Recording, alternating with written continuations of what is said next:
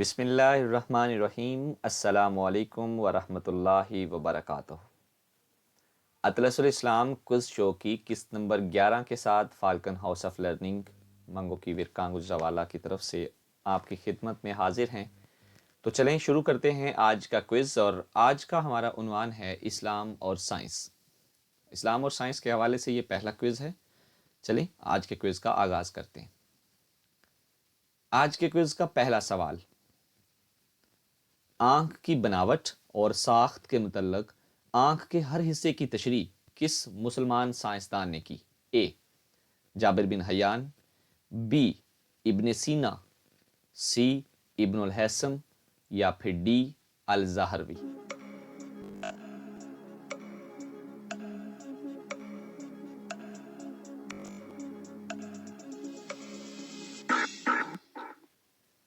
سوال نمبر 2،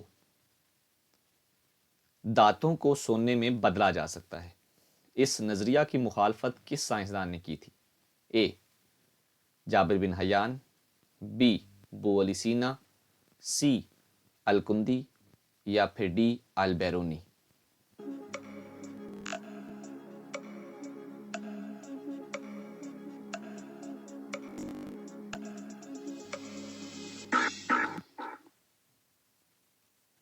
سوال نمبر 3، مغرب میں تجرباتی اسلوب کا بانی کسے سمجھا جاتا ہے؟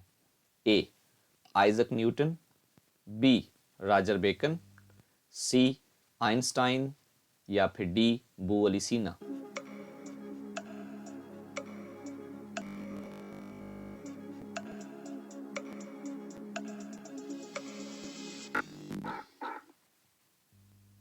اور آج کا کوئز نمبر 4، البیرونی نے زمین کا قطر کیا معلوم کیا تھا؟ اے 24,779 میل، 24,558 میل، 26,415 میل، D 26,911 mile.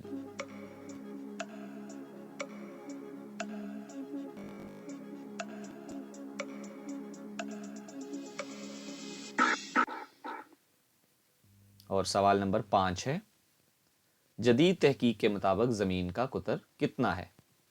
A 24,779 mile, be 24,882 میل، سی 24,858 میل، یا پھر ڈی 26,911 میل۔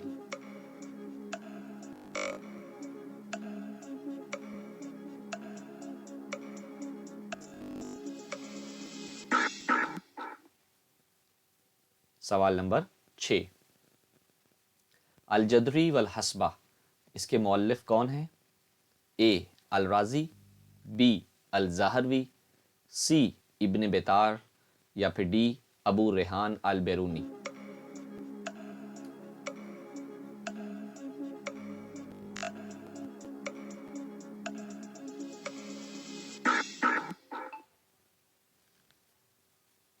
سوال نمبر 7،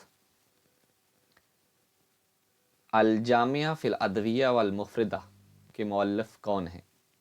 اے بو علی سینا، بی عمر خیام، سی ابن بیتار، یا پھر ڈی یعقوب الکندی۔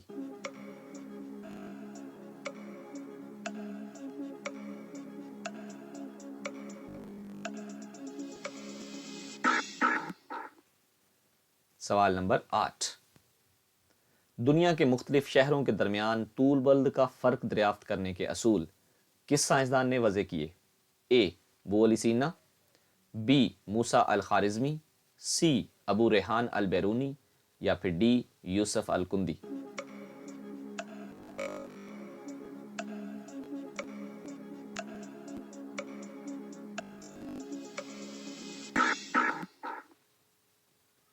سوال نمبر 9، ابن بیتار کس سائنسی شعبہ میں مہارت رکھتے تھے؟ اے فلکیات، بی نباتیات، سی حیاتیات، یا پھر ڈی ان تمام میں۔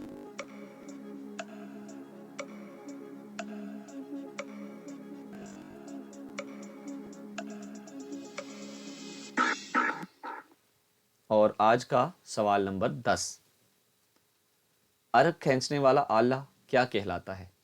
اے استرلاب، بی نحن الشفا، سی دوربین، یا پھر ڈی قرۂ امبیک۔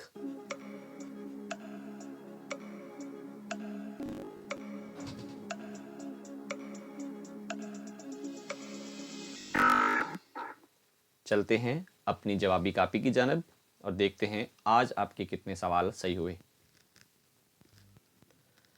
معزز ناظرین، اس بات کا خیال رکھا جائے کہ الحمدللہ ہم اپنی طرف سے پوری کوشش کرتے ہیں کہ ان تمام سوالوں کے جواب مستند ترین کتابوں سے جو حوالہ جاتی تو کتابیں استعمال ہوتی ہیں ان میں سے ڈھونڈ کے کیا جائے۔ اس لیے اگر کسی قسم کی کوئی غلطی ہو تو پلیز آپ ضرور آگاہ کیا کریں تاکہ آپ کا ابہام بھی ختم ہو سکے اور ہماری طرف سے غلطی کی گنجائش بھی کم ہو سکے۔ تھینک یو فار واچنگ، جزاک اللہ، السلام علیکم۔